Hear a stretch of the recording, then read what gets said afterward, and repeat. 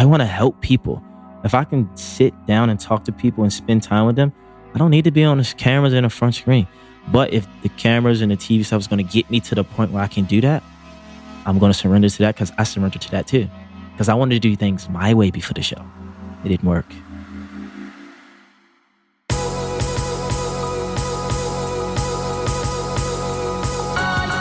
You're listening to the Almost 30 podcast, a lifestyle podcast hosted by Krista Williams and Lindsay Simsick. Tune in for a new episode every Tuesday to hear our honest conversations about topics like wellness, entrepreneurship, spirituality, and self-development with guests who are really smart, really inspirational, and really fucking funny. It's real, it's raw, and it's unfiltered. Inspired by our transition from our 20s to our 30s, we realized it's so much more than that. Our mission is to provide you with the tools, guidance, and motivation to help you navigate any transitions in your life and propel your personal growth. Thanks so much for tuning into the Almost 30 podcast. Here we go.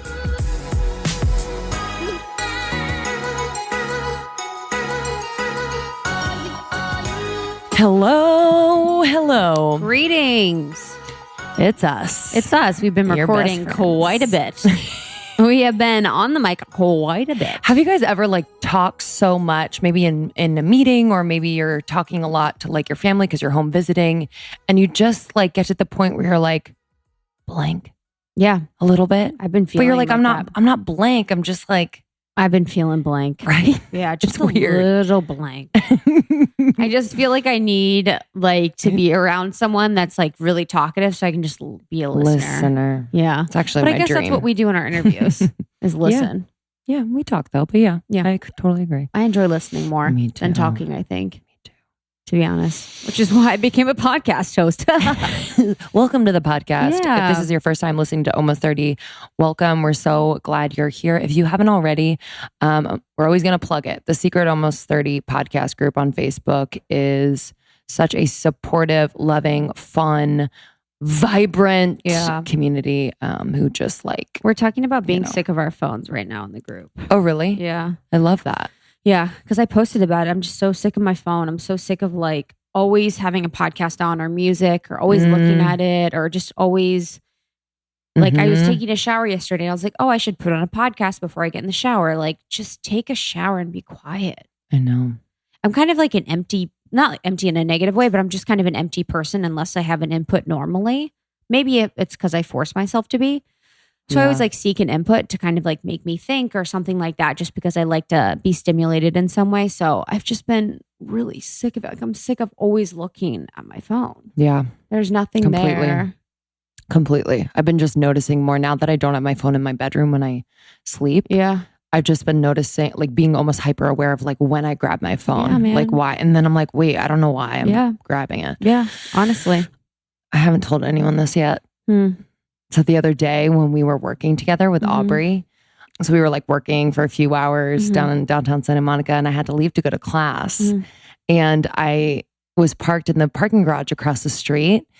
And in those parking garages, I normally wait until I am pulling out to pay. You can pay in the little machines before, but I don't. So I pulled up to the gate and I was paying. I owed $5 because we were there for a while. And then I leaned over I was rummaging through my bag to find my wallet. And for some reason, my foot came off the brake and I was just kind of gliding forward. I didn't realize I was because it was kind of slow, but it's the end of my day. I'm a fucking moron. And yep, I just snapped the gate right off. I snapped the entire gate off. I like that. I'm glad it wasn't a car. I snapped the entire... Did you peace out?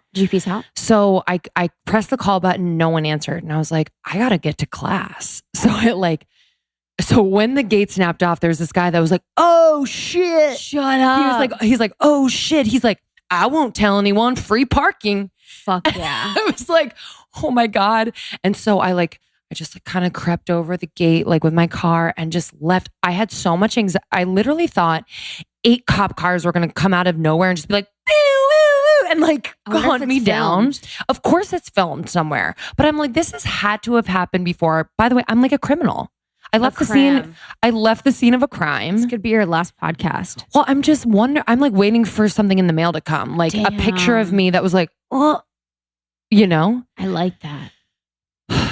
I've like let it go. I had so much anxiety for the first 24 hours. Sure. I was like, oh my God, They're like I'm going to get a call. for me. But I called the parking structure place like 5 minutes after it happened.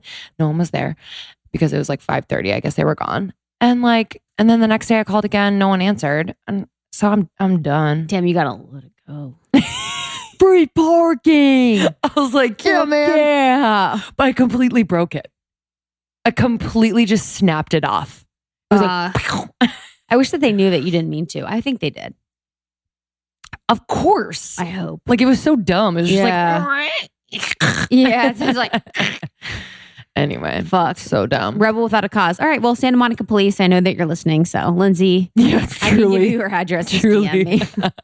All the Poes are listening. I know that they really enjoy our podcast. It's weird. Like we had a woman in Soul Cycle, not in Soul Cycle. She like walked into the studio. Long story short, she walked into the bathroom, went into the shower, and was talking to herself, and had a bottle of champagne, and was just cuckoo crazy, and was like drinking. She brought a bottle of champagne. Yeah, she was like cuckoo.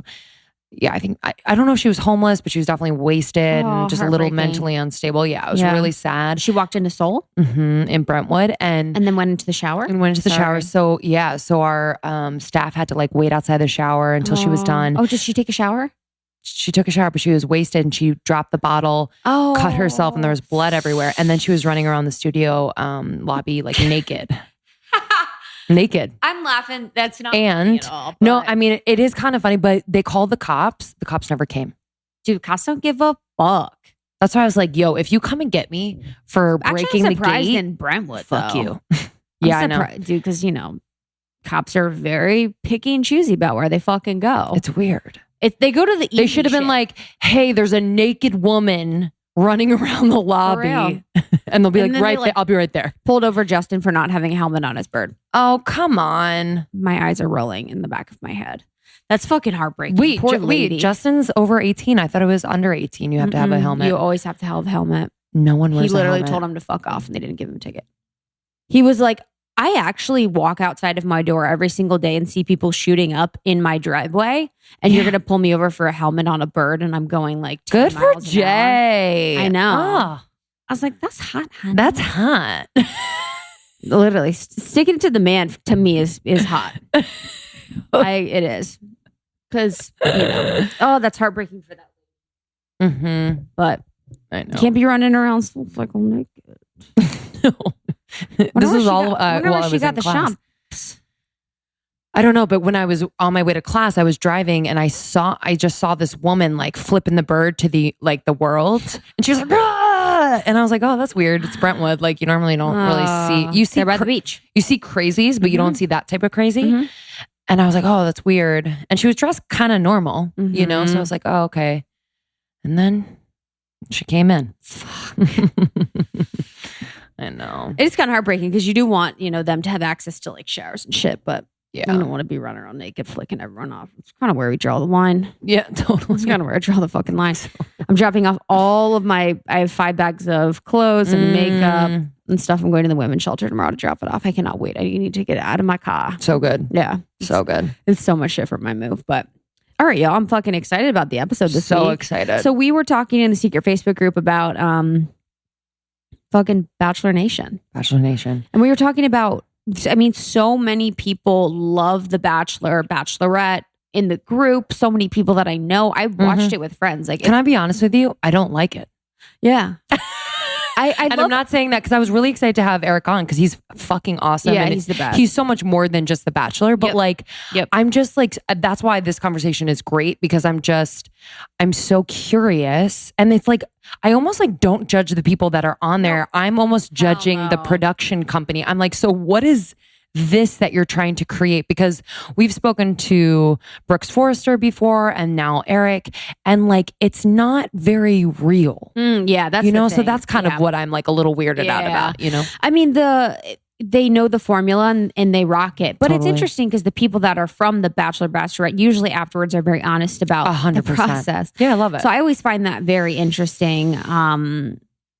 In a way, I think it's interesting. And I do when I'm with friends and they're watching it, I do enjoy watching it because it's like something to talk about, and it's very interesting. My dad watches it. It's more fun to watch with people because then you're like, oh God, yeah, you're like, believe that? Yeah, honestly, you're like, that's so fake, or everyone kind of knows it's fake. But I mean, now it's kind of, I think it's kind of taken the shift where people are on it to start their careers. Yeah. In something else. Hey, power to you. Power to you. Do your thing. I mean, I could imagine that if they were doing the casting, how would they differentiate people that are doing that and people that aren't? Sometimes it's so obvious. Yeah. But yeah, you're right. I guess they don't know. They don't know. Yeah. And it's almost better for the Bachelor, Bachelorette, if those people go off and do some stuff too. Like, I don't know. Yeah. It's interesting. I know. Yeah. But Eric's super cool. We actually were connected to him by Tiffany. So Tiffany is our sweet, sweet angel.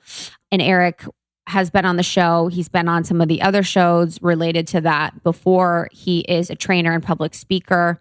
And I also really wanted to talk about, and this is what we touched on too, is like the lack of diversity on those shows. So I think that's really important for us to just recognize. And I've always thought about that too, is that it's such an interesting dynamic that it's like, it like I could imagine if I was someone of color or, just someone that had was diverse or like Asian or Indian American, whatever, to look at that show and you're not seeing people that are like you, that look and feel and act like you, that are part of the formula. So it's interesting to kind of talk about that with him and see his perspective, and then just hear his story and kind of get behind the scenes of what goes on in the show. So we have a lot of fun chatting with him about all of those things, all of the dirt. And you could find Eric on Instagram at Eric Bigger, EricBigger, Eric Bigger. Yeah, and we also answer all of your questions from the group. So stay tuned for that. Thanks so much for listening, guys. If you haven't already, subscribe, rate, and review on iTunes. Send episodes to your friends. People have been like prescribing episodes to friends for whatever they're going through. It's so sweet. So tag us on Instagram. We always repost. We always reply. We're just excited to meet you on tour. almost30podcast.com/tour. We are in the middle of traveling and we just are obsessed with meeting you. So if you are close to a city, please come or tell your friends. And we're adding cities as we go. Someone in the group, maybe it was a group. Keep hearing Charleston, and there was like Minnesota, somewhere like Minnesota, St. Paul, because the girls were like, I think if we can get a group together that's big enough, Lindsay and Crystal will come. I was like, I'm ready. We can come. Yeah, honestly, we'll come. We'll come. Just let us stay with you. Yeah, we'll have a sleepover. That'll be our event. All right, guys. Enjoy this episode. We'll catch you on the other side. This episode is brought to you by Poopery. This must be a dream. This brand I've been using for such a long time now. My mom gave it to me as an apartment gift when I moved in by myself, and she knew I was dating someone. Thanks, Mom. And she thought this would, take away any fear I had around pooping around boys. Well, she was right. This gives you confidence to poop wherever you are. I would take it with you on the go. Make sure you have it in every bathroom. This is a blend of beautiful essential oils that creates a barrier on the surface of your toilet bowl water, trapping the odor under the surface. Does that make sense?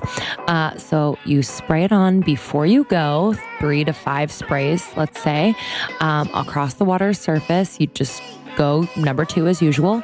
And then the barrier just traps in the smell of the poo. It's the truth. We love this brand. If you haven't already, listen to our episode with founder Susie Batiz. She is such an expander for us. We love her so much. She's doing so much good in the world and is elevating a brand that is fueled by people who are super conscious. And this simple product has changed lives. They also have a new product out right now, which is the Assistant.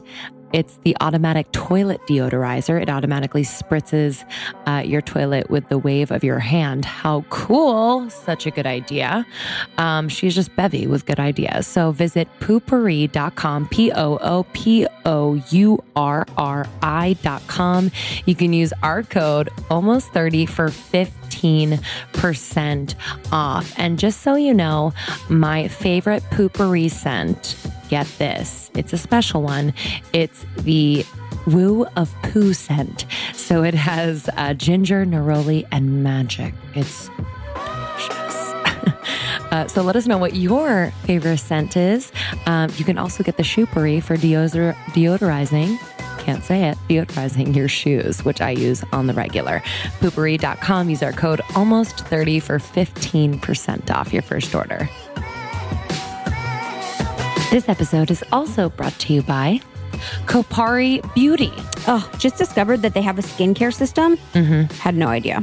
Oh, yeah. Well, I did, but I didn't necessarily know because I've just love a lot of their products so much. So I'm just kind of like working through. But I am really, really loving their system. It's all natural, all clean and simple ingredients, and is making my skin feel amazing.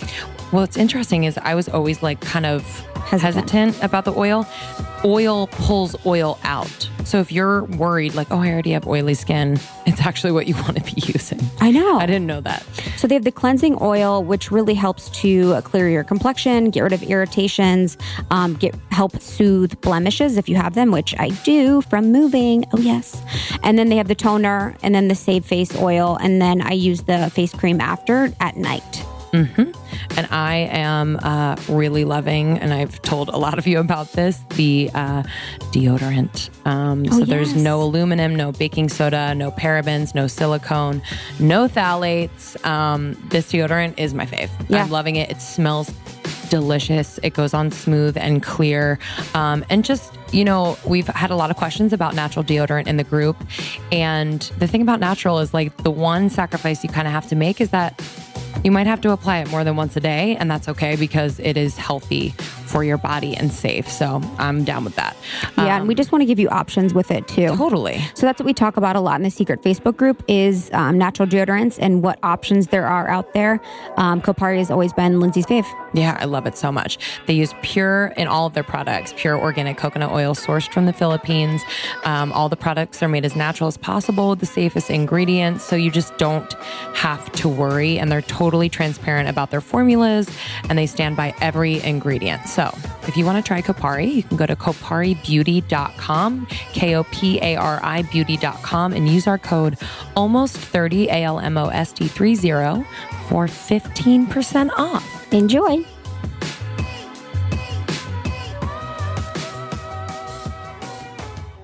Eric and I have the same fucking birthday. That's the weirdest. That's the craziest thing. That's so real, though. What do you know about being born on that day, you two? Dude, there's something, can I say? Yes. Whenever I look it up in birthday books or I have this one card too. There's like, I don't know what it is, but it's like cards. So it correlates your birthday to a specific card in a normal deck. And ours is Ace of Spade.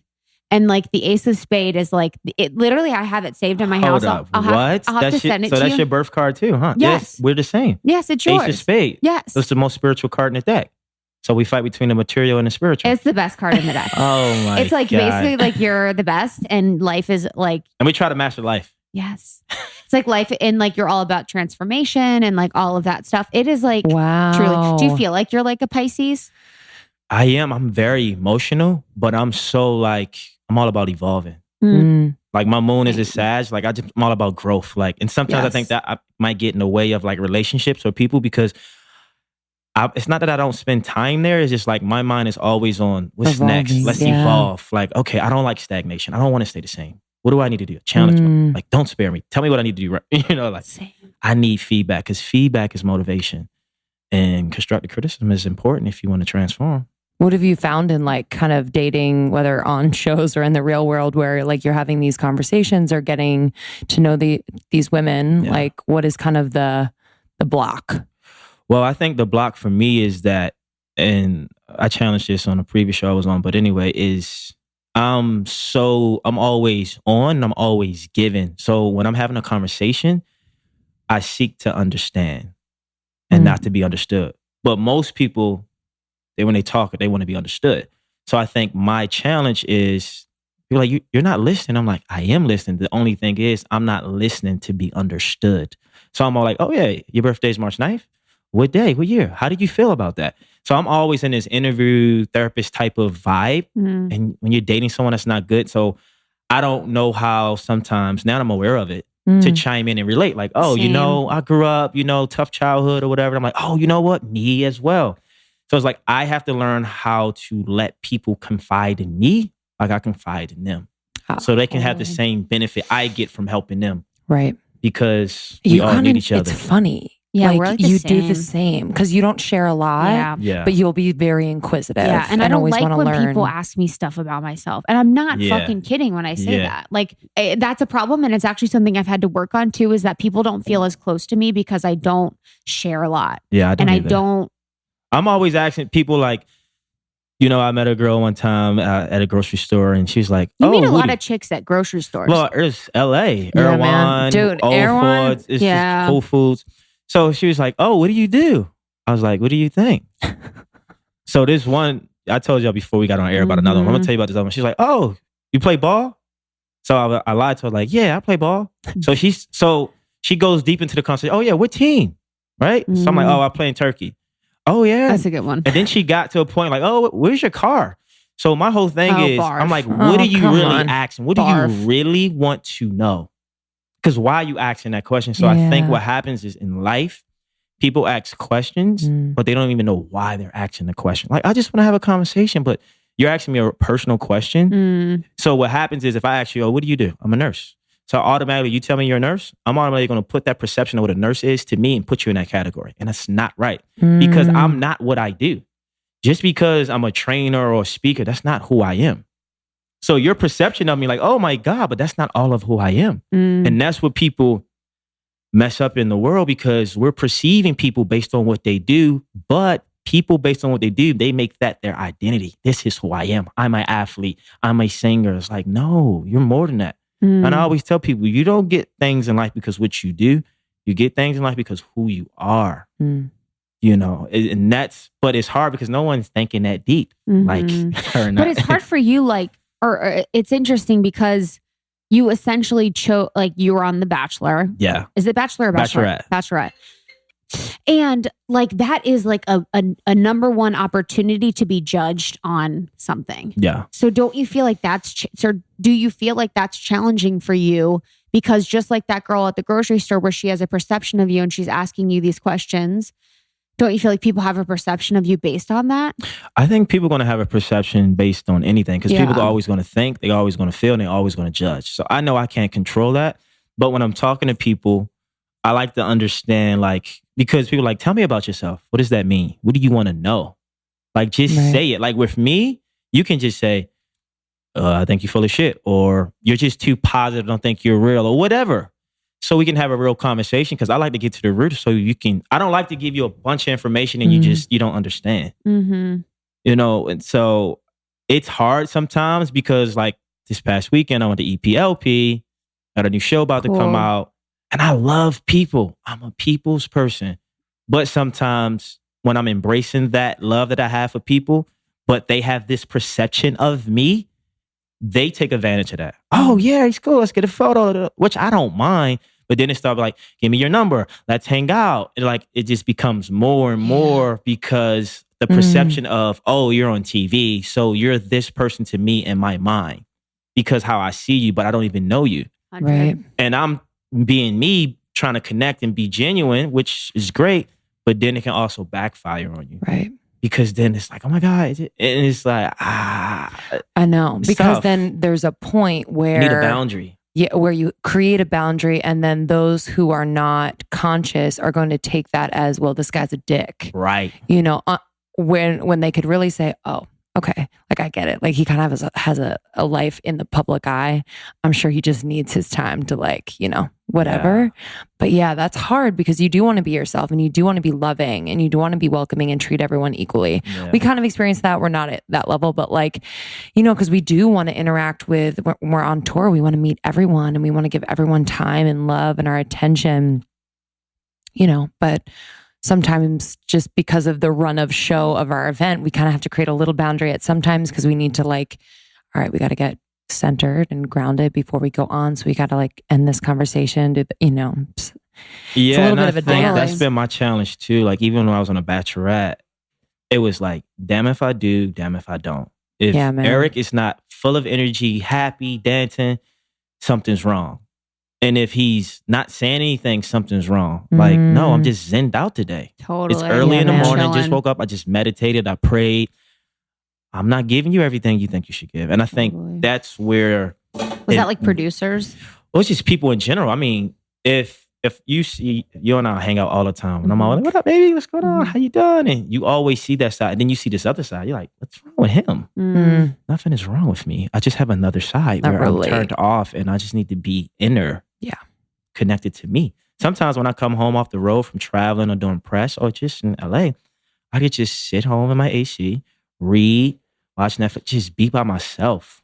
I don't want to go out. I don't want to have coffee. I don't want to go to a cafe. I just want to just be with myself because I'm given so much. And I think that's also my challenge is how do I set these boundaries? And how do I know? So it becomes a lot because it's overwhelming at times, especially when everybody wants your time. Everybody wants your energy. Everybody's looking. And then, I get people DM me for advice all the time. Relationship advice, life advice, positivity, which is great. But me, I'm so, what you need? I'm that guy. I got it. Yeah. And I'm like, all right, I got to take a step back. Like on my phone, none of my notifications on my social media is on at all. So I don't even know. I don't want to know. But it's part of the journey. It's part of my story. It's part of me talking about, and the funny thing is when I told you about the two young ladies that I met at Erewhon before the other story, one of the girls said she wanted to be famous. Not famous, but she talked about it. And I'm like, but she didn't know what I did. But the thing is, I'm like, be careful what you wish for. It's not what you think it is. Nothing is what it seems. But people don't know because what they see, oh my God, this is nice. Like it is nice. But it's different things that come with it you would never think of. Yeah, I'd love to get into that in a moment. But I'm really curious about have you always been so spiritual? Have you always been so kind of like conscious and like a seeker? Or was there a moment? My whole life. I was just like, you know what? I used to pray so much. What'd you pray for? So growing up, I wasn't forced to go to church. My family was Christians and you talk about the Bible. We never went to church every Sunday or was forced to. But I was just so curious about praying. Just like, I would just have something come over me like, pray. I think I was like 16 or 17. I would pray like, it would whatever I needed, like, protect me, guidance, wisdom. As I got older, would be different things. And honestly, everything I ever prayed for, I got. It was to a point when I was in junior college, before I would go to bed, damn, I forgot to pray. As if somebody was holding me accountable. Like I had to, like you no choice.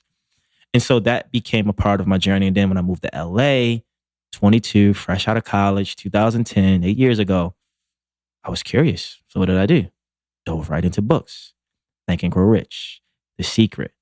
And then I just started manifesting things and realizing like how powerful prayer is for me and how it connects with who I am. And I just always been curious. Wow. And I always knew it was something greater than Baltimore City because Baltimore City is a tough city. If anyone who watched The Wire, it's tough. And I played basketball. Basketball was my weapon. Because it kept me focused. It got me out of trouble. I made friends. And that was the vehicle that got me to, but I also did well in school. I was a nerd. I probably got 1 C my whole college career. So I love learning. And that just came everything else, the information, the books, going to seminars. I remember I went to a Bob Proctor seminar when I was like 23, Make a Million Look Smart. I met a guy who does numbers. And I'm like, 22 is my basketball number. And I see 11 all the time. And he sent me like this whole chart about numerology.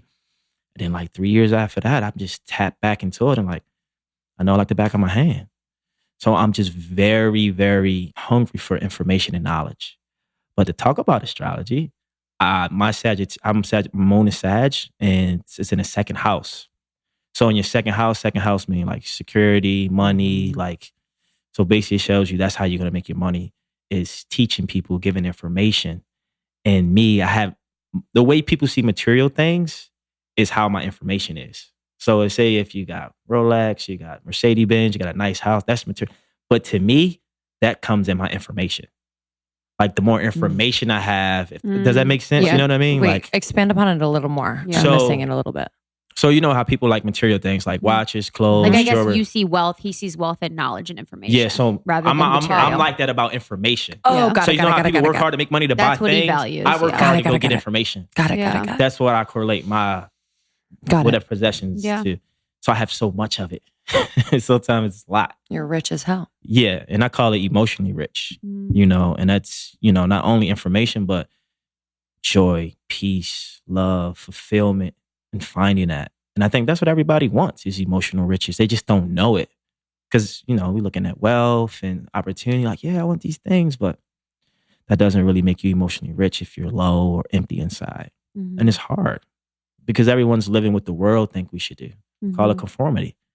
Get a job with benefits, get married, go to school, graduate, be in this type of relationship. Mm. So, but when you learn to live from you, outside of you, it's scary because it doesn't make sense. But I tell people, follow your intuition. That's the highest form of intelligence. And that's why I moved to LA, because of my intuition. What did it say? Well, graduated college. Where'd you go at to school? Hampton University, Mhm. MBA. My dad sat me down. Son, I want you to go to LA. My dad never sits me down to have conversations. Wow. Okay, that's one sign. I had a friend's mom who was giving me a graduation gift.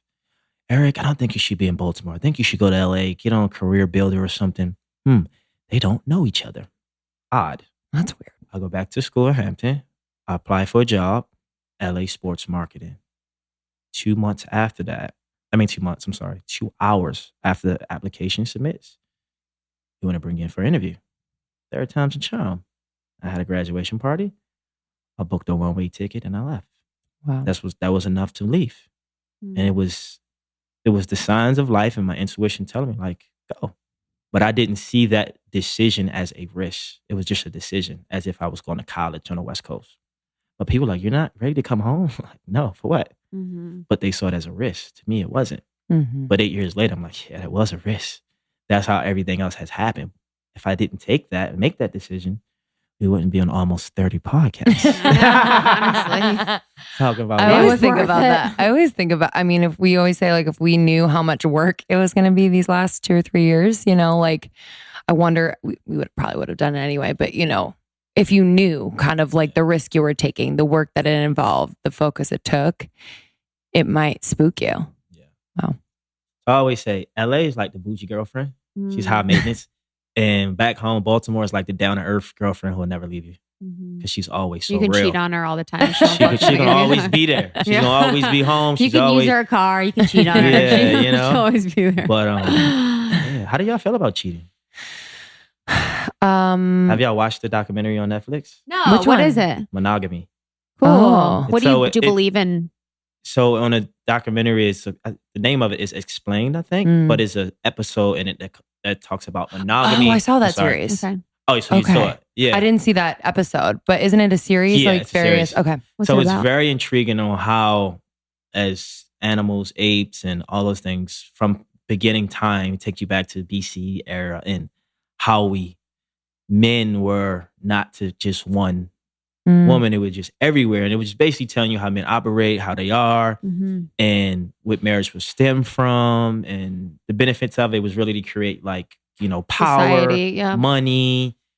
And then, but what they say in the video is that people make love and monogamy the same thing, and it's not.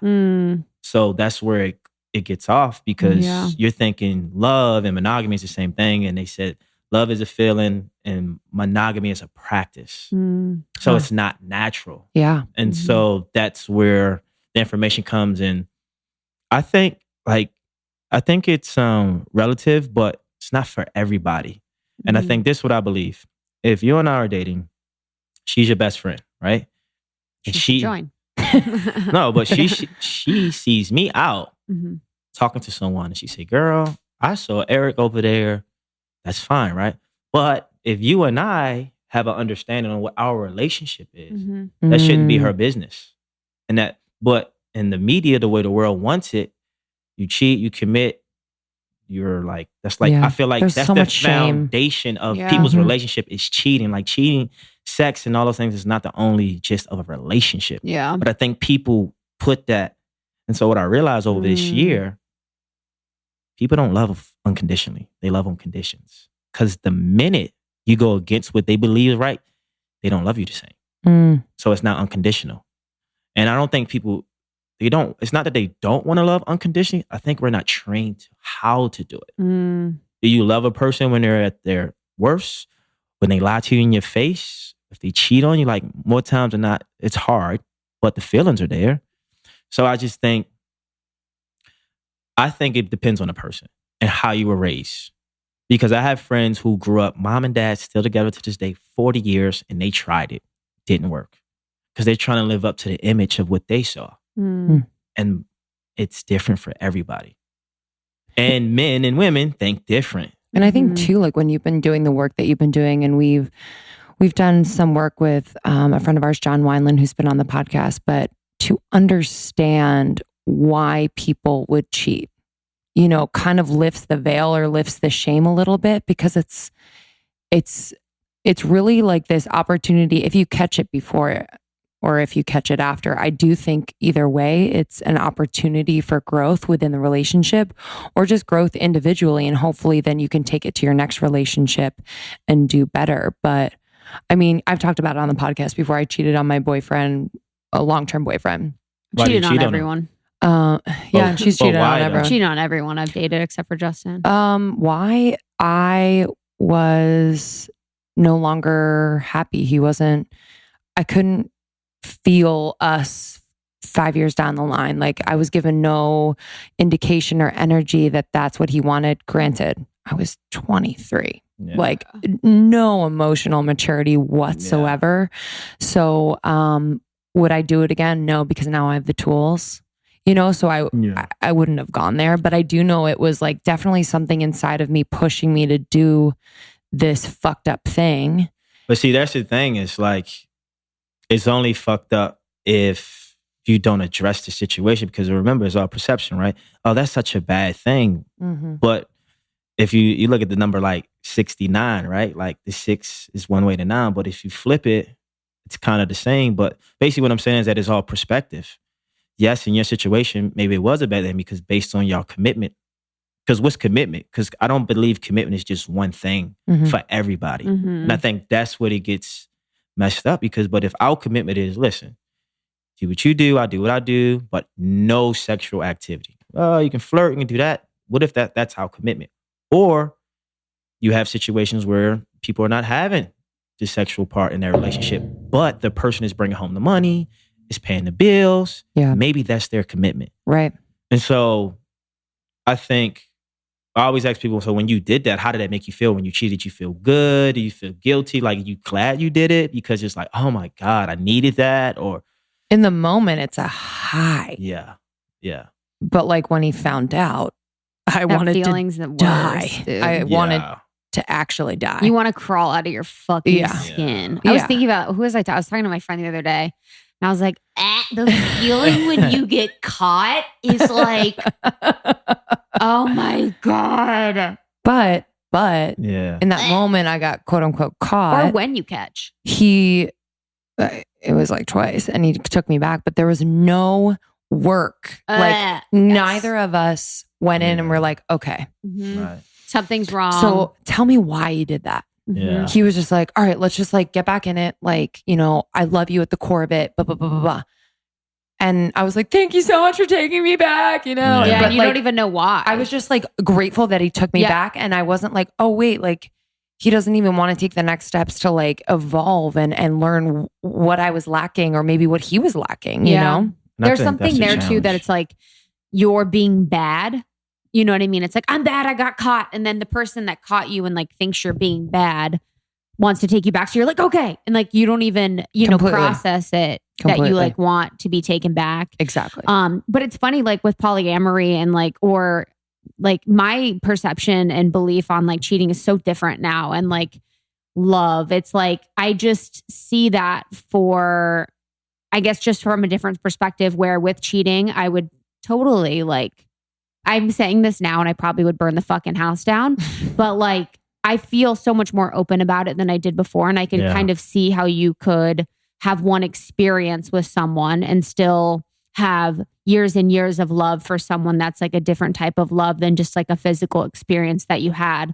And with like having more than one lover or something like that too. Like if you see love like a currency, or being with someone like a bunch of people like a currency, like you could fall in love with tons of different people, and like the capacity to love could be more than one person rather than just one person. Yeah. So it's like I could see why you could have multiple lovers, or you could be dating a lot of different people. I do think it is hard, like if you were with someone and you did have a committed relationship, and like as a female, like you are, facts are facts. Like if I'm pregnant and I'm having a baby, that's essentially, and I don't know this to be true, but I believe it to be true, that's essentially like a year and a half, 2 years of your life that you're, for the most part, probably out of commission of like fucking around.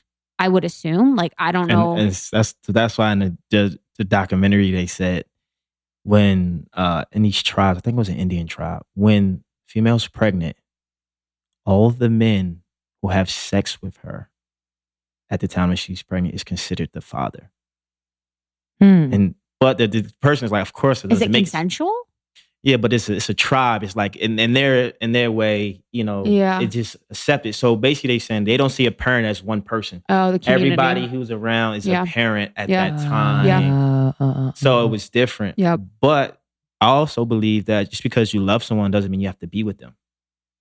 Yeah. And to get back to the whole 100%. thing, what you were saying with your ex, I don't know if you're still with him. I'm sorry. No. Cheating and then he took you back. What I think the challenge for men is that we don't know how to be vulnerable. Yeah, we don't know 100%. how to talk. Because for me, men don't like when their girls cheat. But I'm like, they're messing around all day. I'm just saying they will. Damn, they will. And your girl sleep with one guy, oh, they go crazy. So what I learned is that I'm a type of person like, okay, my girl cheated on me. I'm going like, I got to look at what did I do? Why did she cheat on me? I'm going to have that conversation. Babe, like, so was it because I'm emotionally not there with you, or because I'm working so much? Is our sex not the same? Like, I'm going to really ask some real questions just to get to the root of what's going on. Or maybe we're just not there no more. Or I love you, but maybe you don't love me the same. And for people on the other side to say, that's okay. As long as I know that, we can move forward. That's why any breakup or any relationship that didn't last and work, I know how to clean it up and deal with it because I get to the truth of it. Yeah. I don't fight it like, hey, man, your girl cheated on you. Yeah, man, I wasn't giving her what she needed. And not saying I deserved the cheating, but there was something I wasn't given. And I think that's what we got to do as people in all things is take responsibility. What didn't you do? Or how could you make this better? Why is it not working out? And we fight it instead of just surrendering to the process. Like, cool, babe, you cheated. How does that make you feel? I feel great. You know what? I've been thinking about cheating too. You know what I'm saying? Then we come to an agreement like, well, maybe we need to be in an open relationship. Maybe. I don't know. Have you ever been in one? No, I don't really. I mean, I dated a lot, but open relationship. Yeah. You know. You wouldn't want it? No, I'll be open to it. Oh, you'd be open to it. Yeah, because it's like, I understand people. About, like, understand people so much that I get that we're flawed. We're not perfect individuals. So I have to look at it from both angles. I always put myself on the other person's foot. What are they dealing with? What are they lacking? What happened in that moment? And so being in the position I am in, I can see how women and guys can make decisions that go against what they have. And when it comes to energy, you can't deny energy.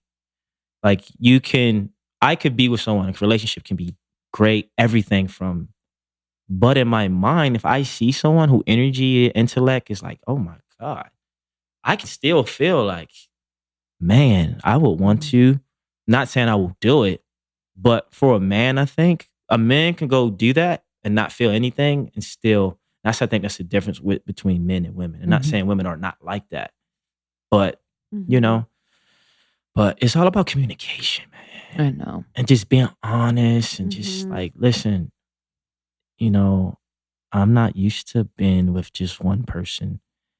And I love you so much. Can I give y'all the story on my aunt? Yeah. Let me give you the story. So it was on my podcast. So my aunt, she's the breadwinner in the family. Went to Columbia undergrad. Went to Harvard Law School. Yeah.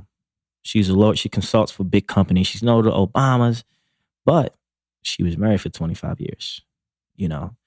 Her husband went to Johns Hopkins undergrad and then went to Harvard Medical School. So he became a doctor. She became a lawyer. They got these big degrees, right? Had a kid, whatever. Live in Newton, Massachusetts in a big old house. One of the nicest probably cities in America. Safe. 25 years, right? So when I first met my uncle, this is when I was in the 9th grade. So they flew me up, I visit. I was like, man, my Uncle Mike is just a little different, you know? Is Uncle Mike gay? Like I would talk to my cousin about that, you know, not her son, but my other cousin. Mm-hmm. He's like, I don't know, man. I thought the same thing or whatever. 4 years later, they split. So she gave the story on my podcast and she said, my husband was such a great individual, a great husband to me, a great person to me, that he was so good. One day he came to her and said, I love you. I love our relationship. I love our life. I love what we have, but I love myself more. And right. So he decided to go and he was dating a guy. So that has to crush someone for your husband or wife at the time to go and cheat with a same-sex person, right? Yeah. But different or gay guy, right? Yeah, gay guy. Okay, sorry. So, and he's married to the guy now. Cool. So the thing is, what she said was his deposits in a relationship was so good that one withdrawal didn't make him a bad guy because he came clean. He was honest. Wow. And it was like, it just gave you a different perspective on how communication and how life works and how 100%. And she said, and so I asked her, how did you get over it? She said, well, I went to therapy and I wept and I cried. But she said, I didn't want to be a bitter woman about it. And she got to a point, it's like, when I'm going to stop crying, you know? But it just shows you that the compassion she had for him, not judging him, just accepting him for what he felt or whatever. And they're great friends to this day. They talk and they have a son who's a grown man and they're doing fine in both their careers. But that's a situation that sounds like to me that would be in a movie, you know? Like, yeah, I'm pretty sure there are things out there like that you don't know about. But that just shows you like if you communicate effectively to your partner and have those deep, crucial, intimate conversations, things might change. Or if you come and say, babe, I think the bedroom we just spice it up. And I say, I don't know. I'm not into that. And then you go and cheat. Well, you had a conversation with me. So how, not saying it's okay to go do that, but you made me aware as a partner. Yeah, I think a lot of times women assume that you should know. And that's a very big generalization, but I'm going to speak for myself. And yeah, we kind of test. So like, you know, like he should know that I need this. He should know I got my hair cut. You know, he should know that like this feels good to me and why isn't he, you know what I mean? So I think, yeah, to your point, it's all about the communication, over communicate, especially, and I'm learning this too, like in the beginning of the relationship, like I don't give a fuck if I freak someone out anymore. I'm just like, I just want to express to you exactly how I'm feeling or what I need or want, because then we can start a conversation. Otherwise I'm in my head thinking like, well, is he ever going to do this? Like I'm going to give him a week and then send him on his way. Like I don't care anymore. It's just overly communicate and you're going to attract the people that are going to have that conversation with you. I don't play no games. Yeah. Just be direct. Don't spare. I mean, it's so simple where people, you'll be looking at someone, they might have a boogie in their nose or a booger and they won't say anything. And I'm like, I'm that person like, yo, you got a boogie there. No, thank you. Like, I'm not going to be sitting in your face and not tell you. Totally. But people won't because I don't want to say that. I don't want to be, well, why not? How do you move forward from that if you don't talk about it? Right. Yeah. That's what I feel about cheating too, is like the same as your aunt. Like if you were with someone for 5 years or something and they cheated, it's like that 2 hours of cheating or however much time of cheating can't negate 5 years of happiness if you guys were experiencing happiness. You know what I mean? You can't look at it that way. But it's hard. Like, I mean, I've been cheated on too. Like, I think I've been cheated on like a zillion times. And it's like, it is like when you find out, you know, it's like a dog with a bone. Like you spend the rest of your months like looking. Like I just would look all day. Like I would wake up, look, wonder, like go talk to my friends about it, look, wonder. Like it's the most like heart-wrenching thing because you don't really understand it. So I think having the ability and opportunity now for people to understand why it happens, what to do about it, and like how to process it is such a gift, because I wish I would have had that too, to understand that like I was only hurting myself by looking and by like creeping or like grabbing the phone, or you know what I mean, like doing all that kind of like snooping thing because you want to find out more information and you want to like better understand and you want to kind of like victimize yourself or whatever. How does that like translate, or did you have this sense of relationships and communication, I assume, before you were on The Bachelorette? Like what was like the lessons happening like when you were on there? I can imagine that, you know. I think for me on the show, because I fell in love for the first time on TV. Shut up. For real. Yeah, first time, right? Wow.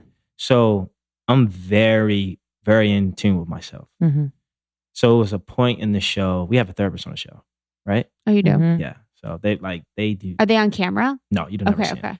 So you go see them if you're dealing with something, because it's a lot. You know, we take a lot. like a 600 question test, like just to make sure no one's bipolar. It's a lot. They do a lot. You take drug tests, you get tested fast, like they do their thing. But it was a moment where it was hometowns and I was telling Rachel I love her, right? But when I said I love you, I would back it up with like, yeah, I love you and I care about you so much. I kept making it. So Not dropping it. I love you. Right. And so the therapist was like, listen, females, women, if they need a question about something, they will ask. You don't have to explain to them. So I was so afraid. And so I was like, why do you think I'm that way?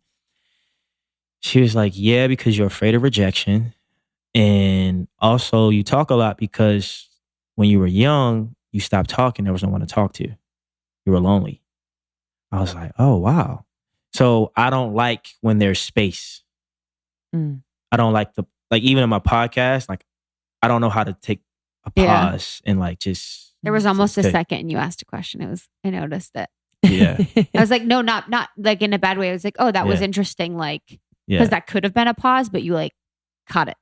Yeah. And so then what happened was I sat with myself and my intuition. It's like, because in my mind, I was like, I'm here. I'm even going to go all the way. I'm not at all. I'm all in on that. I don't have to tell anything. Same. So I would tell the producers, listen, you see me bullshitting or you see me BSing? Check me. Don't spare me. You see me running from love? Check me. So it was to a point where I had to come to myself and say, listen, you got to surrender to love, bud. Like you got to just surrender to it. Stop fighting it. So we was in Spain. It was like 2 a.m. We in an alley. And I'm talking to the producer, Louis, and I'm like, you like cool with him? Yeah. This is my guy. He actually is the reason of it's miracle season. Oh, cool. He was the one who told me, like, I kept saying it in the trailer before I went on the after final rose. Like, you should drop it. He's like, listen, man, you're making strides, my boy. It's miracle season. You made it. And I'm like, man, this is so surreal. Like, what's going on? How am I in a trench coat with a suit on in the middle of Spain, 2 a.m? He said, man, all you, buddy. So we go. And this is the moment where I'm like, I got to confess my love without the extra stuff, you know? So, you know, this is fantasy suite night. Mm-hmm. Talking. And then I said, Rachel Lindsay, I love you. And then I paused. And I literally felt something leave my body. It was like, oh shit. Like, I did it. I got my miracle. Like, it was just like, wow. That was the whole purpose. So it wasn't about me ending up with her. I served my purpose. She allowed me to open up and be vulnerable with a woman because I couldn't with my mom because my mom was never there emotionally. So I never knew how to. So the show forced me to open up and just be more vulnerable about what I really feel instead of hiding behind it or acting like I don't feel that way. Totally. And it was just so beautiful. I'm like, and so we had Fantasy Suite. The next day, the producer like, oh, we got to do B-roll. I was like, man, I don't care what we got to do, man. I was just like, and I think in my mind, I thought I knew what success was, love was. I had this ideal of what love was. It's this big, massive. And when I got that love, I was so happy, but it was so subtle. It was like priceless. Like even when I went home, it was just such a beautiful moment. I can remember it like it was today.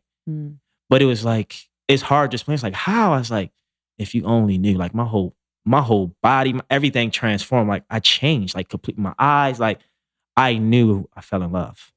It was just like, but I allowed myself to because I surrendered to just letting it come into my life. Just let it in. Don't fight it. We interrupt this episode to bring you a word from our sponsor, Chosen Foods. Just had some Chosen Foods mayo. I went and got some vegan sushi, or like just brown rice sushi and avocado and vegetables. And it's just kind of bland. So I had to spice it up. So good. Did you use the wasabi mayo? Yeah. It's so bomb. You just put like a little bit of wasabi mayo. And because it's the full fat, like you're getting healthy fats made with avocado oil, which is one of Chosen Foods staples, it fills you up for hours. Fills you up. It's so clean. And I didn't know this. I was talking about this last time we talked about Chosen Foods, but like avocado oil is the safest to use because most oils, which I grew up using, like olive oil, all that stuff, their smoke point is only 350. So avocado oils is 500. Wow. So you can use that to cook and not worry about basically toxins being burned off in your oil. Wow. I didn't even think about that. I've been using their avocado oil for a long time, but I didn't really understand like the full benefits of it. But really it is that it's the one ingredient. It's the sprays have no emulsifiers or anything like that. And including or incorporating more avocado of any type into my diet has been like really great for my hormone health, really great for my skin, and just really keeps you full. So huge fans of Chosen Foods. They offer a variety of healthy fats, plant-based proteins, and ancient superfoods. We really love them, and we really love that they're bringing people back in the kitchen with their all-natural, real food ingredients that sustain and nourish our bodies. Me and Lindsay are down with that. Down with that. And it's vegan mayo. I mean, honey. I thought the day would never come, to be honest. So there's no dairy, eggs, no glyphosate, can't say it, residue, GMOs, or canola oil in it. So it's all plant powered, which you know we love. So you can go to chosenfoods.com/almost30 and you use our code almost30 at checkout for 50% off, 50% off your order of $10 or more. So that's chosenfoods.com/almost30. Use our code to get 50% off, $10 or more. This episode is also brought to you by Simple Contacts. I am the worst when it comes to making appointments, to have my eyes checked, to update my prescription for my contacts. It's across the board for me. So I really, really appreciate a company like Simple Contacts who is making this task pretty easy for me. So here's how it works. Using your phone or computer, you can take the Simple Contacts vision test in literally 5 minutes. It took me maybe 4.5 from anywhere, your couch, your office, the airport, it doesn't really matter. And then a real doctor reviews your test within 24 hours and writes you a new prescription. And then that's it. A fresh supply of your brand of contact lenses is on its way to your door. So there's no appointments, no more waiting rooms, and no more overpaying. Simple Contacts brings the doctor's office to wherever you are and wherever you need. And if you have an unexpired prescription, you just have to upload a photo of it or your doctor's info, and then you order your lenses in minutes. It's literally too easy. I don't really know how else to explain it. Just cuts the time more than in half, and they do all of the hard work for you. So for our listeners, you can get $20 off at simplecontacts.com/almost, or you can just enter code almost at checkout. So that's $20 off, simplecontacts.com/almost, or you can enter our code almost, ALMOST. You can just save time, save money, and honestly just save yourself the headache of going to the doctor. So simplecontacts.com/almost, or you can use our code almost for $20 off. And I just want to mention that this is not a replacement for your periodic full eye health exam. You still need those occasionally, but it is the most convenient way to renew a prescription and reorder your contacts if your vision hasn't changed. So enjoy simplecontacts.com/almost. Love ya. You physically allowed yourself and gave yourself the opportunity to love. You were the one that created the feeling of love, and that allowed yourself to love, and that saw that person in that way. And if we're all connected and we all are one, you are essentially loving yourself enough to like love someone else. Mm-hmm. So your capacity to love is only expanded by finding another person or seeing yourself in another person. Mm-hmm. So that is like, I mean, were you able to process that yourself? Because that's like next level. So for me, a lot of people are like, were you heartbroken? I was like, I really wasn't. That's crazy. I think before the show, my heart was broken. Because when I wanted my mother to love me the way I thought she didn't give it to me. So you know what? I became everything I wanted. Yeah. I knew how to listen to people. I know how to love the people. I know how to give people. So I knew how to give love. I was afraid to receive it. Like, nah. So when I would date women, they were like, you don't need anything, because I would never ask women to do anything for me. And you would never give like space or pause. No, I would control everything. I would just do, and I was cutting the middleman. I like, let them do that. And everyone's like, I don't want a woman feel like she's doing more than I am for me. And it's just mentality I had because of what I didn't get. And then once I opened myself up and allowed that love in, I'm like, oh, wow, this is beautiful. I feel great. But it was so hard because of my mentality and my perception of what love was. I didn't understand love before. That's why I was open to receive it. You know, I was like, But I could have been in relationships so many times, but I knew I was settling if I was in that relationship. People are like, how do you know? I was like, I just know. Like, I know, because it goes back to me. I'm always about growing. And I think some people, it's not that they don't want to grow. They're not going to grow as rapid as I am. Like, if I get some information that I need to grow, I'm going to apply it right now. But what did you say I did wrong? Okay, we're going to put that to use right away. And so, I don't know. I'm just a different person. Like, when I think about stuff like you just said, I process it all. I put myself in these scenarios. I think about it, and I really get to that root. Like, oh wow, that's okay. You know, then I'm understanding my energy and how I come off to people and what impact it's making. And okay, that's why. Okay. So when you were on the show, like, was it hard to like connect with the dudes? Because were the dudes like you? Like, not, see, that's the thing. Like, Pisces, we get along with everybody. Yeah. So I know how to adjust and deal with any and everybody, even if they're like negative, bad energy. I got along with everybody. I mean, me and Lee had a moment, but I forgave him. I didn't really care after that. Like, just told him, keep my name out your mouth and we'll be fine. But I was cool with everybody because my intention with people is to seek to understand. I'm always about understanding you. So if a Donald Trump or someone who's just whatever, say whatever you want, I'm like, okay, where's that behavior coming from? So I'm asking questions to get to the root of where's all that.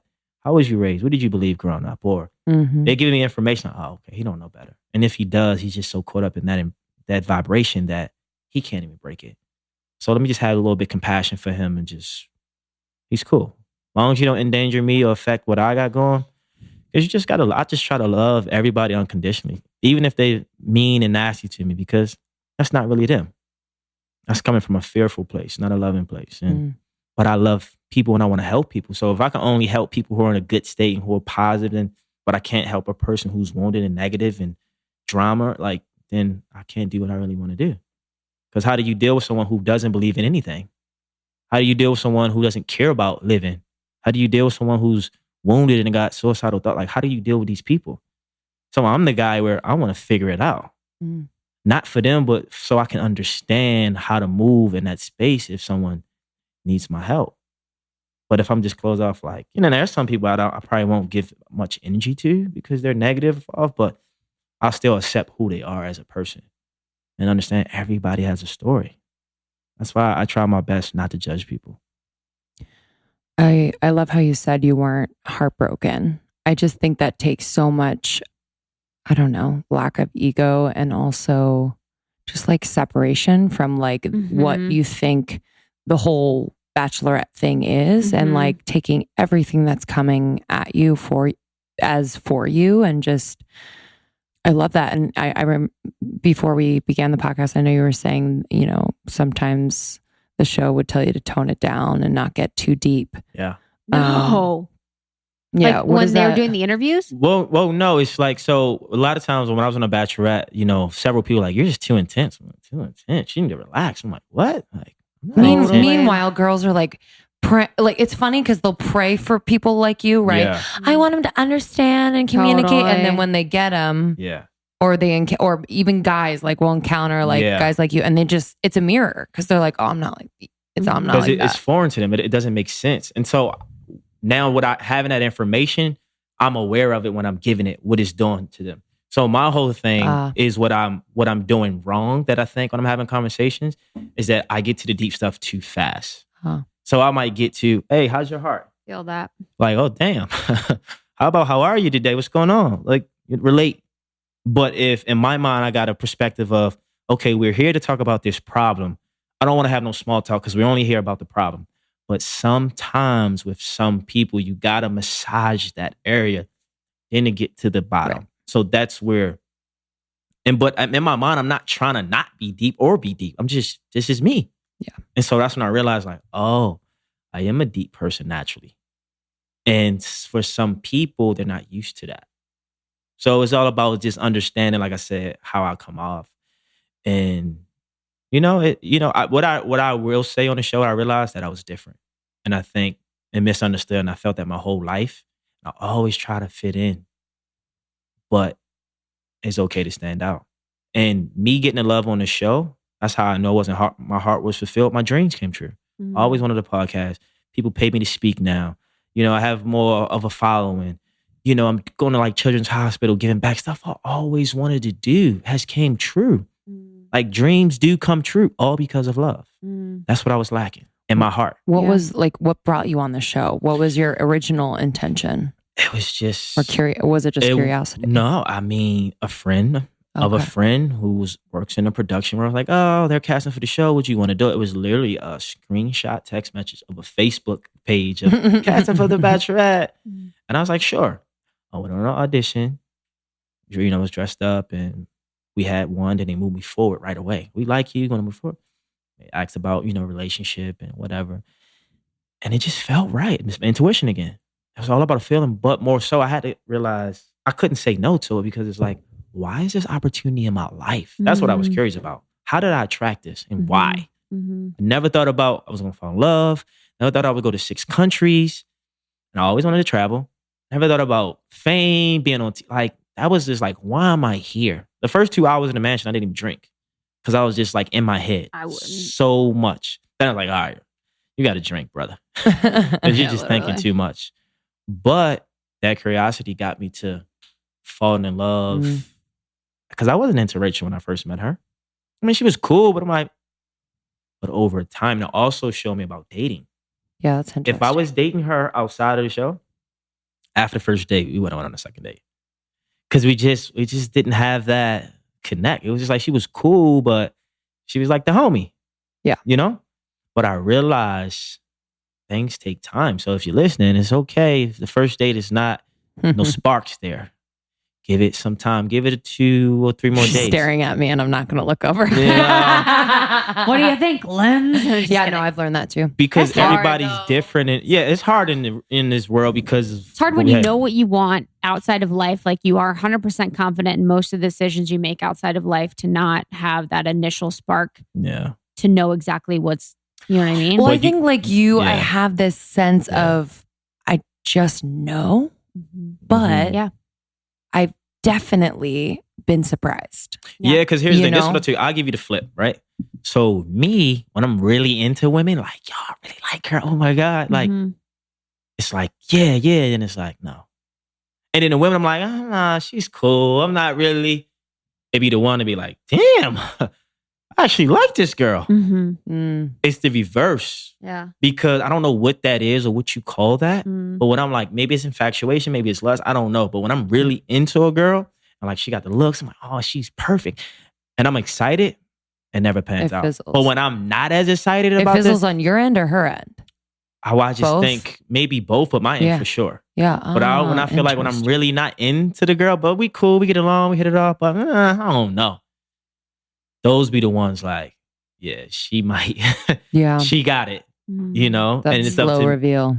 Yeah. Interesting. It's funny, like you talk about like the being deep thing and like those deep conversations too, because I feel like I've spent my whole life being like that, being kind of like finding the purpose of every interaction and the purpose of every conversation. And I remember having a really hard time in like high school and college because I always wanted to be deep and I felt like no one was. Yeah. I always wanted to get really deep, but it's almost like, and I've realized now that like I kind of like shy more away from that. And I do enjoy like small talk conversations because it does like warm people up and massages them into like having a deeper conversation.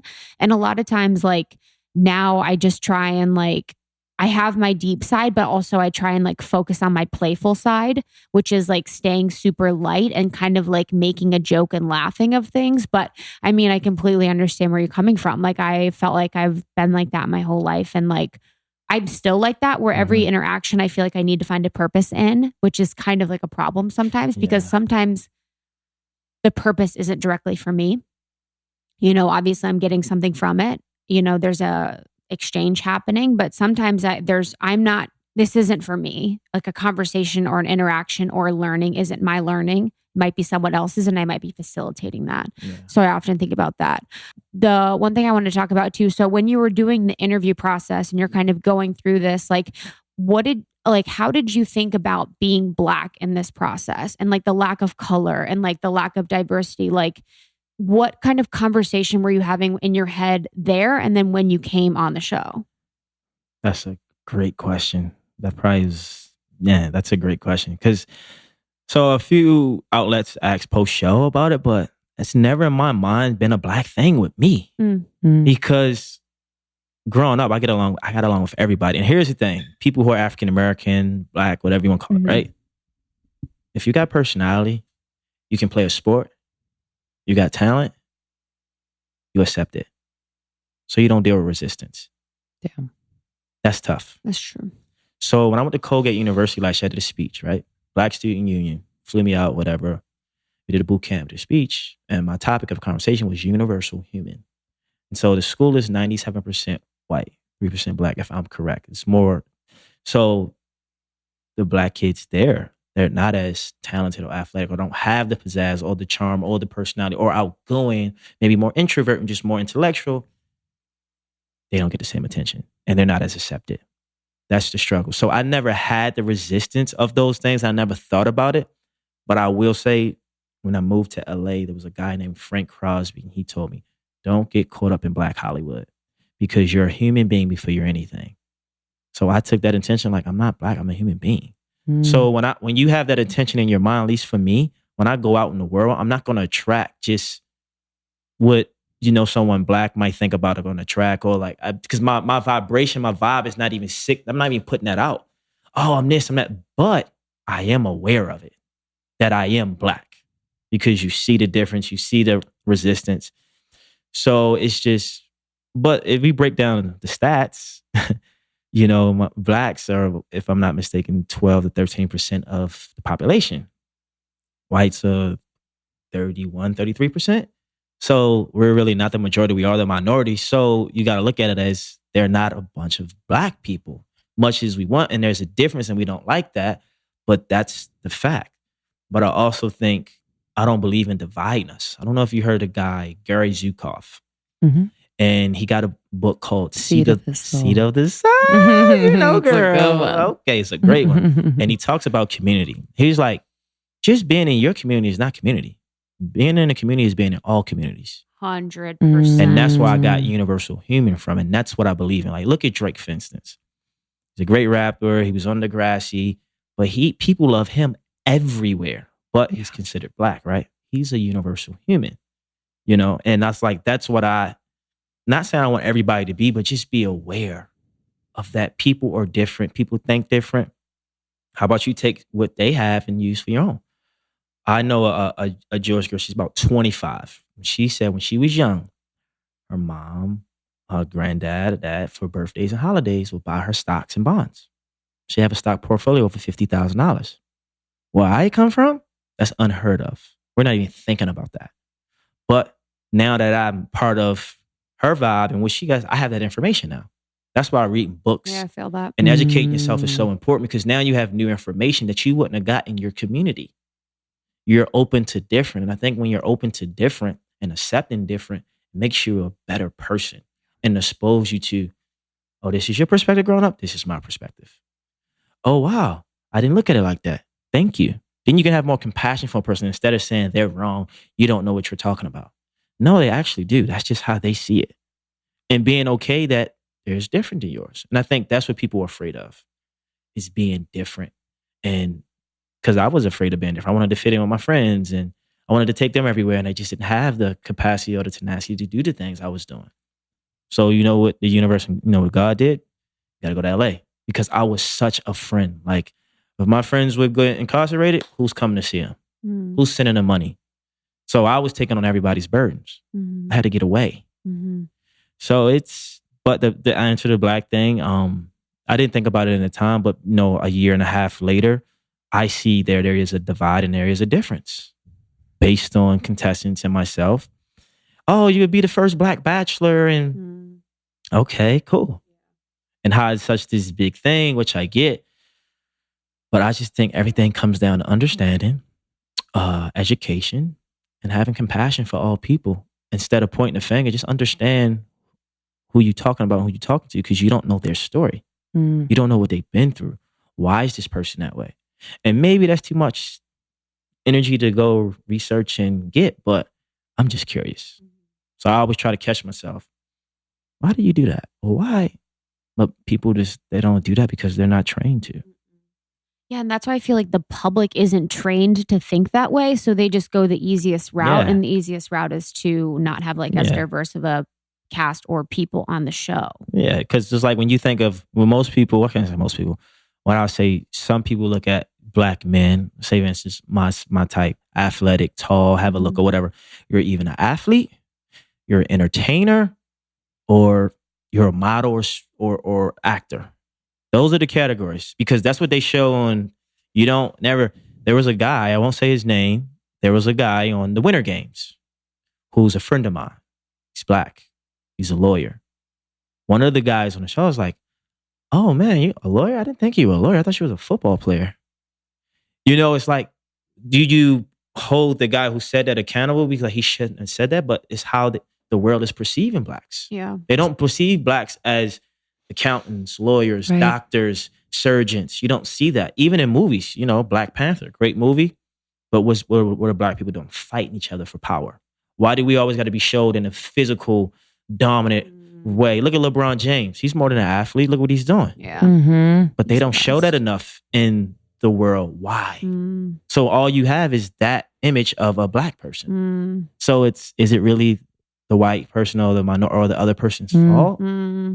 It's just, I feel like it's in the moment, so do you have that conversation with someone who does say, oh, I thought he was a football player? Yeah, where are the opportunities to kind of show? Yeah. Not show is the wrong word. Educate? But educate or just in a nice way? It would just be like a question. Like, why did you think that? Where did that perception come from? But no one's in a moment going to think that fast to have that conversation. I just wonder what someone would think. Be like, hey, what do you think I do? And they'd be like, marketing at. Yeah, you should do that. That should be when you go out. Just should just cold call it and just do it. Yeah, I think they'd have an assumption of what I do based on being blonde and so I kind of wonder that too. Yeah, and it's just like, why do you think that? Where are you getting those thoughts from? Right. And why do I have to just be that to you? And I just, what I see as is a control thing for people who are controlling the world. Yeah. And that's what I think the minorities, Blacks are dealing with, is that it's not that they don't have the money. It's not that it's just like they're not getting the same opportunities because of the perception.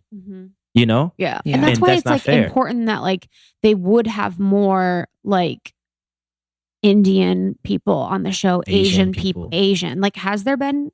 Well, this John Graham, shouts out to John Graham, the guy who helped create Venmo. He's on Paradise and he was on Becca's season. That's just damn.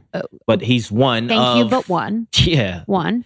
I think what's Danielle L. I mean, I think she was Asian American. But that's how it starts to break the stigma or whatever. Yeah. If you go on the show and say you are in software sales for Baltimore, right? It's like, hey, I'm Eric. I'm in software sales, blah, blah. And it's like, I thought he was this, but he can also be this. It's kind of starting to break down the barriers there. But I think we know what it starts at is media. So have you seen Get Out and have you seen Sorry to Bother You?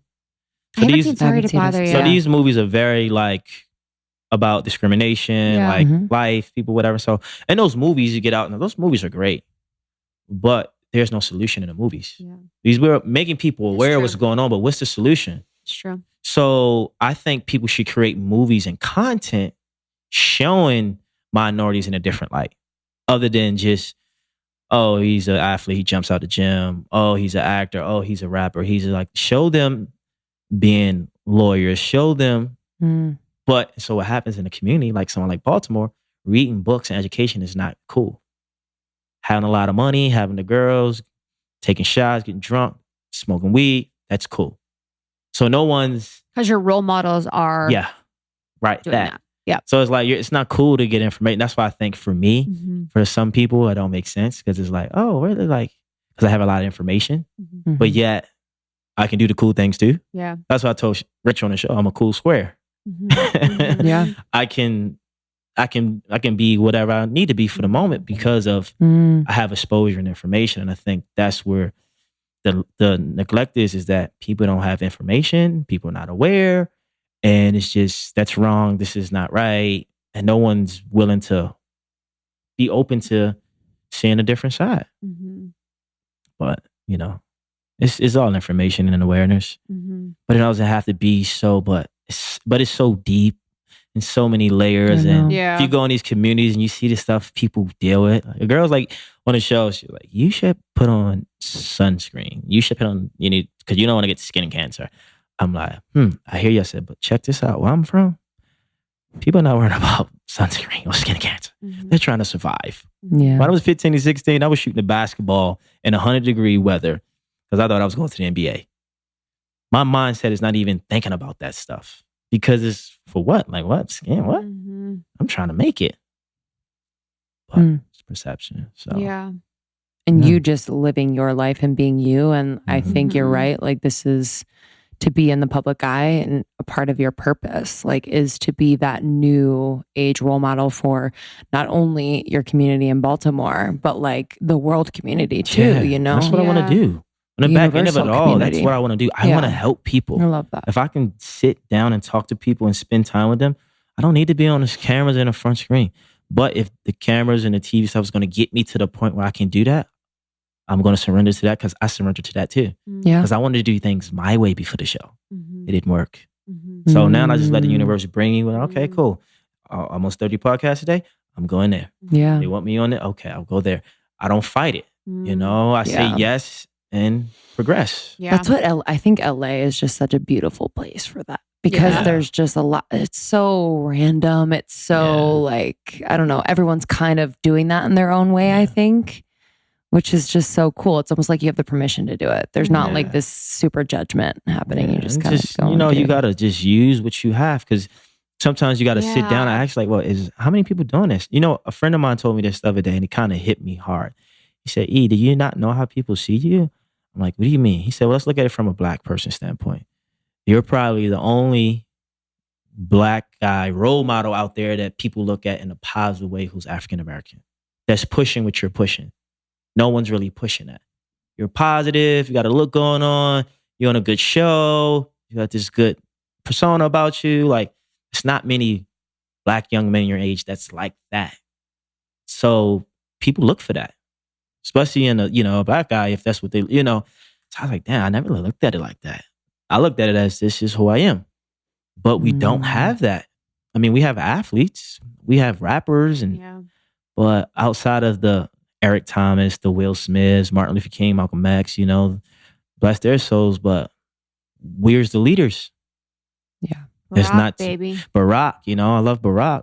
So it's tough, but it's life. You just figure it out. And I just think it don't have to be so hard and so harsh.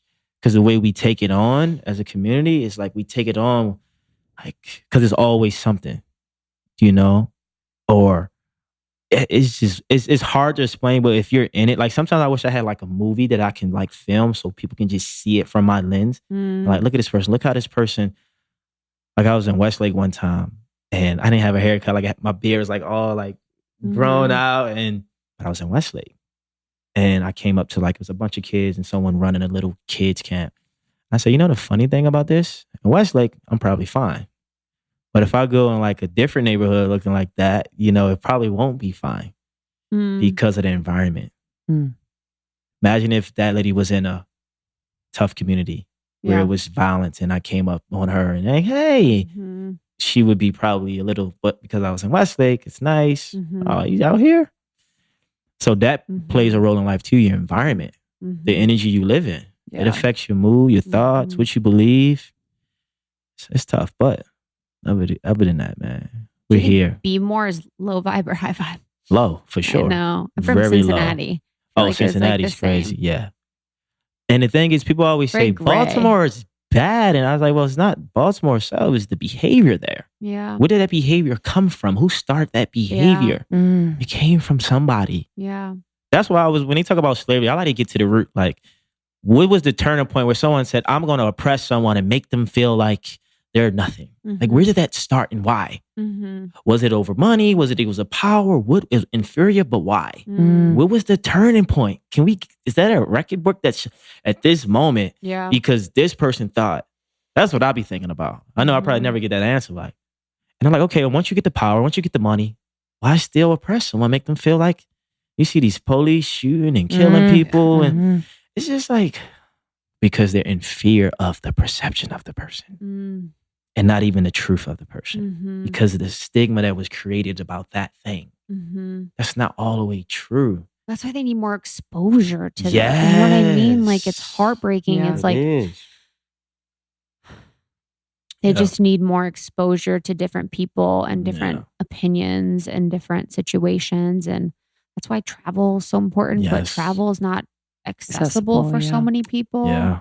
So that's why sometimes TV becomes the outlet, for people to experience other. But then the media is so crooked sometimes. Yeah. What was they show on the news? I was listening to Oprah. She's like, I do not watch the news at night. I do not have that going on. No, I don't even watch it, which is I don't maybe watch irresponsible, but I just can't even take it. Yeah. We interrupt this episode to bring you a word from our sponsor, Skinny Dipped Almonds. We are so proud to have them as our newest sponsor, as this is a female-owned and operated company. It was founded by a mother-daughter and her two best friends.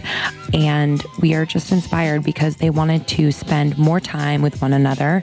After losing a dear friend, they realized that they were all so scattered and so busy, they didn't really make the time for family and connection. So they decided to start a business together. And thus, Skinny Dipped was born.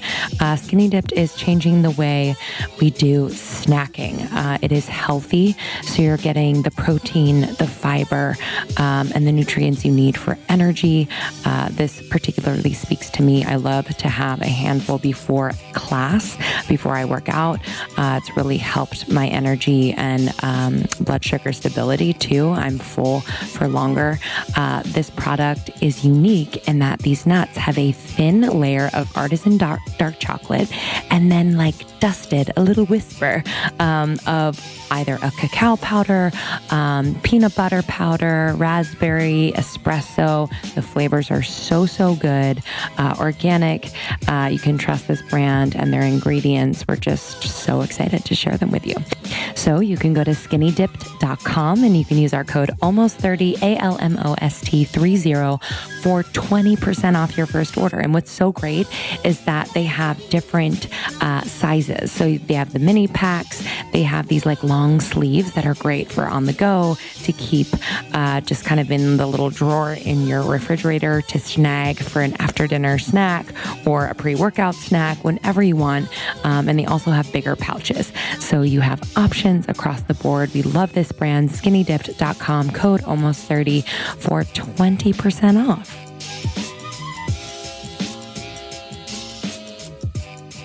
My friend's boyfriend owns, he has a farm for weed. So he's in the weed business. He did medical marijuana and now he's moving into recreational marijuana. So he has a farm. It has maybe $3 million worth of weed, which is kind of not even that much for a weed farm, but that's how much his business was. Recently, he was raided by police who cited something, but basically took all of the weed, and that's happening up and down the coast of California. And they're it's a conspiracy theory. And take it as you will, but like it's of the belief that like police are taking it and either like selling it themselves or like using it as a way to like sabotage too. And I was like thinking I was told one story and I didn't even like, I was thinking about it all night. I'm like, you know how much police been killing, harassing just people in general like that? Like my dad was in the streets. He's like, son, that's been happening for years. 100%. What was that one? There was like one mafia documentary. It was really good. It was about the 4 mafias. I forget where they were, like the 4 largest mafia gangs. And then it talked about like the relationship that they had with cops and like how they worked with cops and stuff. That stuff's fucking crazy. It was just like, yeah, like you can't trust anyone. I had a family member at one point. They were paying the police $1,000 a week just to leave them alone. There you go. I mean, that's because at the end of the day, you got to trust people, not systems, people. Yeah, that's a good one. If I got $100 million on my account and you're my accountant or my banker, I got to trust that you're not going to go and tell your best friend, yo, I saw so-and-so's bank account. Look what they have. Yep. Right. So trust more times than not, which is weird, can be more important than love. Yep. You know? And that's the scary part, but that's the truth. You got to trust people. Should we get some of the questions from you? Oh, yeah. Our group has some questions. Our group has a lot of questions. Sorry.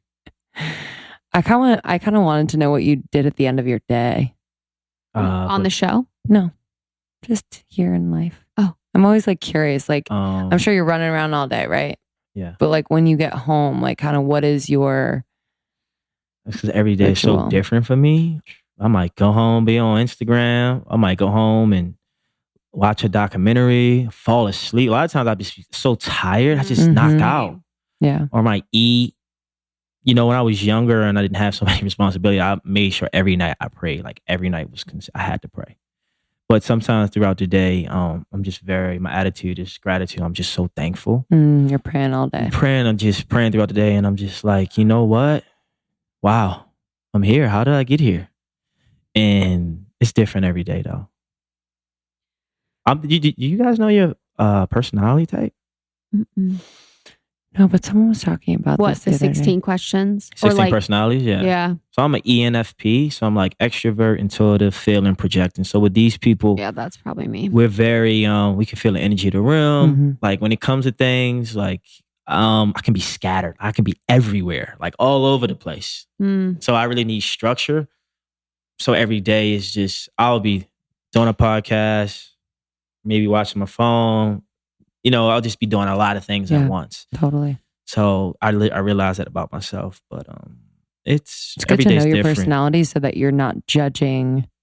Yeah. You know what I mean? Like sometimes I get frustrated with myself, but then I'm like, oh, that's just me. Yeah, that's just me. 100%. I get like days, I'll get lazy sometimes, procrastinate. Like, well, I'm not like that. I'm like, it's just me. Yeah. Or when I give speeches, I can't write a speech down and talk about it. Like I have to like bullet points. I speak off the cuff. Like once I know what I'm talking about, like, all right, cool. Yeah, I can't like write it and then it's just like, and I just go all in. Yeah.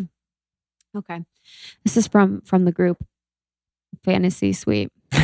Yay! First one, baby. Is it like is it the first night you guys are able to spend together? Yeah, without cameras. Yes. Oh, you're allowed to spend the night together with cameras? Without.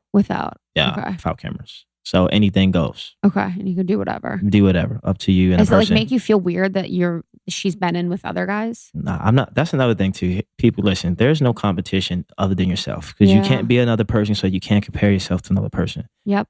So did you witness other guys crumble because they were? Oh yeah. Absolutely. Yeah. Yeah.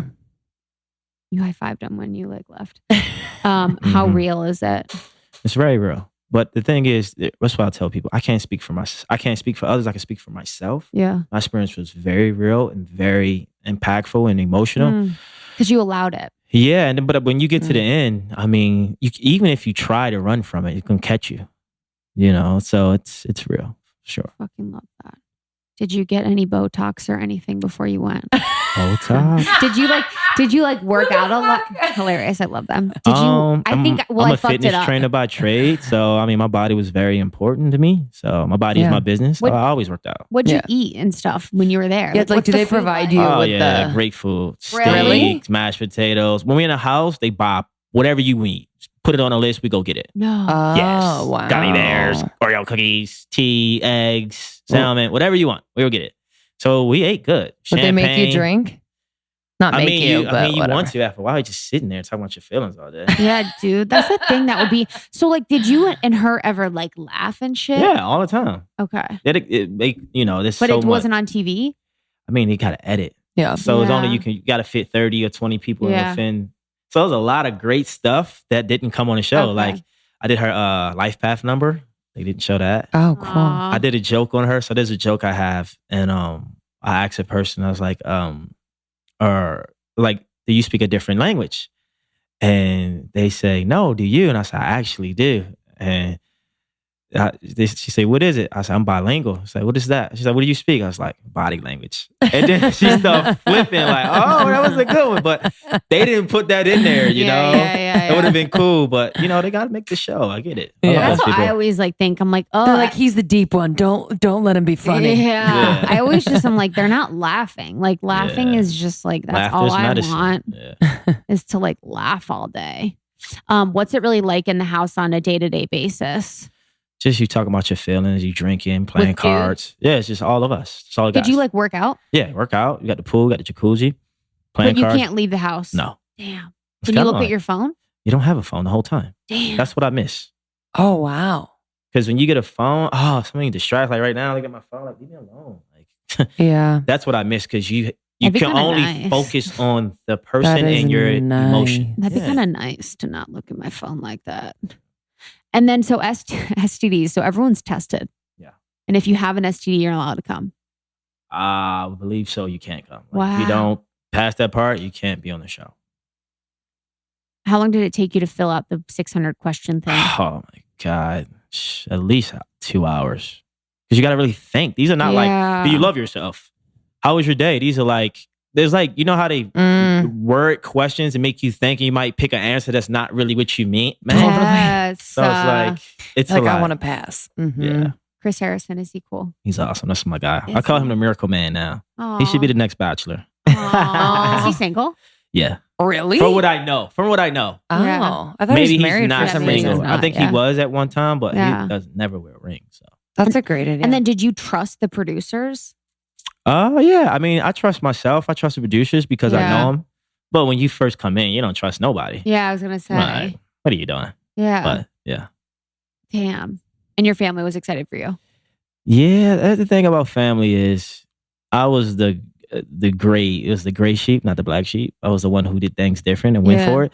So I don't know. It just anything I did, I was gonna do regardless. Like Mhm. I was that kid. Like so I think they were excited, but the support like that wasn't like they just like, oh, that's E. He's doing his thing. Like because I've always been that way. So I think I'm bad to myself because and where I'm from, when you do bad, you get the attention. Because I was so good doing well, they were like, oh, he's fine. Leave him alone. He's good. Well, I'm like, yo, hey guys, I'm over here. Like, all right, he's good. He's getting good grades. He's never in trouble. He's respectful. Mm. And so I always had this, oh, that's just him doing him. He's doing his thing. Cool. That's what you like. There was never no, I couldn't do that Mm. because everything else I did was so what they wanted or needed or good. Yeah. They're good in school. You can't be out late. What? Like, I got straight A's. Mm. And I'm responsible. I'm not making a mess. Mhm. So, you know. Have you, last question from me, but have you had to, has the Bachelorette changed your dating life post show? And I know it has definitely because you opened yourself up to love, but have you had to explain perhaps a little more? Like, I don't know what girls' perceptions are of someone who was on the Bachelorette. Yeah, it's tough because that's when I learned when you have status as a man, what it do to women. Like some Oh, I women, see what you're saying. Yeah. they can't even help it. And they don't even know. Like they just Yeah. want to be around you. They want to date you. And then sometimes if I find someone who's like a big fan of the show and attempt to date them and hang out, it gets kind of odd because then it's always talking about the show, which I don't mind, but it just gets old. Like I don't want to talk about Oh, that. I would probably that would be the last thing I would talk about. No. But I Just, get it. But I mean, if I because met of principle. But if I met LeBron James and we're out, I'm talking about basketball. That's my guy. Mhm. I would like to go to Miami, had all the hate. How did you deal with the hate? Like, you know, they're like, bro, what are you talking about? I'm like Yeah. your dad's girlfriend. Like, leave me alone. But it's tough because you don't know who is who and what is what and who's real. Like, you didn't even, like, I look at some women like, you didn't even know me a year ago. You didn't even know who I was. Yeah. I was on Does that Uber fuck you and up a training little bit? people. Yeah, like It doesn't mess me up. It's just that's just how the world works. I know. People don't know better. I've been kicking knowledge and information and wisdom, but no one knew me. Like now, you're listening now because, and that's the thing that's hard about America. You have to be somewhat of somebody for people to listen to you. Yeah. Or you have a lot of money or you have material things for people to believe you. It's just like you can be a homeless guy and you can give me all the wisdom I need to help my life, but I might not listen to you because you're homeless. But he had dreams and ambitions. You never know what his life was like. Why not listen to him? Oh, because look at him. We're quick to judge based on what we see, not what we know. So That's a good one. Mic drop. That's a real good one. How can our listeners find you, and what can they expect from you coming up? Like, what's happening? Where do you train? What's going on? Muscle Mechanics in West Hollywood, Okay. right across from the Beverly Center. At One Fitness in North Hollywood as What well. kind of classes or like what kind of Just style? one-on-one. Personal One-on-one. Oh, cool. Okay. Yeah, more hit. You know, I Cool. send people through numerous workouts at once, but it depends on the person, honestly. Yeah. There's no one way. Instagram, just my first and last name, Eric Bigger, ERIC, BIGGER. Twitter, Eric_Bigger. I am on Snapchat, eBigs, EBIGGSS. And don't miss Paradise. When is it? It airs tomorrow, Really? August 7th. Yes. Tuesday. you Tuesday. excited? Every Monday and Tuesday, 8 p.m., ABC. Check me out. It's Miracle Season. There's going to be a lot of love and a lot of things going on over there. Look, Trouble in Paradise. Uh-oh. But no, it's going to be good. So you can catch me on ABC. What's the stat? What's the premise of that show? It's just a dating show. But the Okay. thing is, it's a bunch of people, you know. So imagine All like from the Bachelor world. okay. Everybody from the Bachelorette and Bachelor get together Okay. and they just go on the beach and try to find love. And you spend time. Did you find Is it love? fuckery or what? Yeah. Oh, man, you got to watch. I found Okay, love all for right. sure, baby. It's Miracle Season. You did? And So excited. Bigger Talks podcast, you can download it on Apple iTunes. Yes. Download it, get those episodes. Got some good ones, mental, talk about depression. We talk about the Me Too, Time's Up. Got some good actors on there. And yeah. Wow. But yeah. Doing it all. Cool. Yeah. Thanks so much for making the time. Thanks for We having really me. I love appreciate it over it. here. Yeah. I love I this got to spend more time conversation. with the Almost 30 crew. Come on. We're going to go Almost and 30 meditate. Meditate, elevate. When you It's so funny. elevate, celebrate. Downstairs, my neighbors are huge Bachelor and Bachelorette fans. Yeah.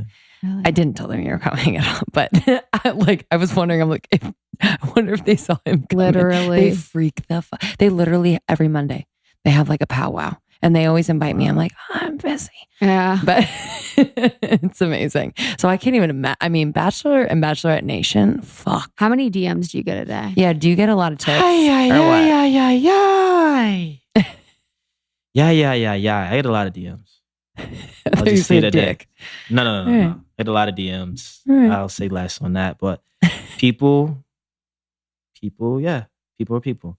I love it. People are people. And, All right. Love y'all. Love y'all. I Thanks love so y'all. much for being Almost here. Later. 30 rock. See you next week.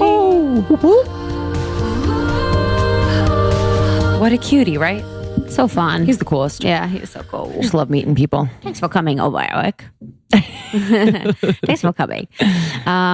Okay, guys, we're super excited to see you on tour. We have a few more of the I Am Enough necklaces available on our website, almost30podcast.com.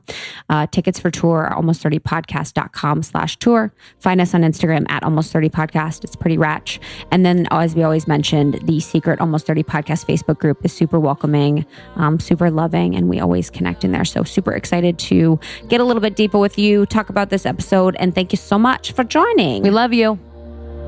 Na, na.